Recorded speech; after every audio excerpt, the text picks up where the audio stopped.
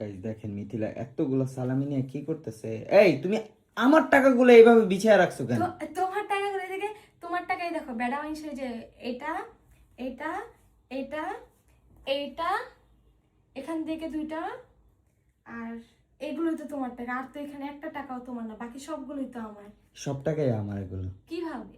তুমি আমার, তার মানে টাকাগুলো আমার।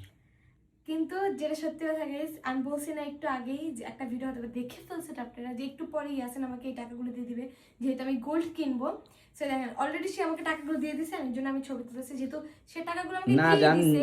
দেই নেই তোমাকে, আমার টাকাগুলো দেই নেই। আমার টাকাগুলো তুমি বলছো যে জান একটু দাও, আমি একটু ছবি তুলি। লিটারেলি এইভাবে এইভাবেই। আমি গোল্ড কিনবো।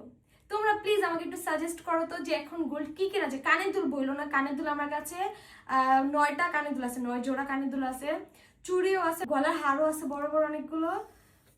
টিকলি টিকলি আমার ভালো লাগে না, টিকলি একটা আছে, এটাই যথেষ্ট। আমার টিকলি বেশি একটা ভালো লাগে আমার না। কোন জিনিসটা নাই? আংটি আছে, ব্রেসলেট আছে, গলার চেন আছে।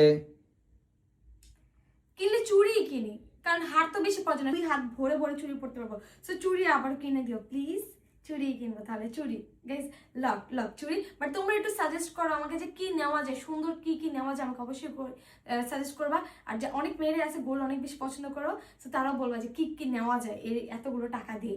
সেই যে অনেক বেশি হ্যাপি লাগতেছে এখন। আমি এক একটা পিকচার তুলবো, যেহেতু এত সুন্দর করে আর্ট করে দিছে আমার খালার, এত সুন্দর করে আর্ট করেছে, এখন আমি দেখতেছি।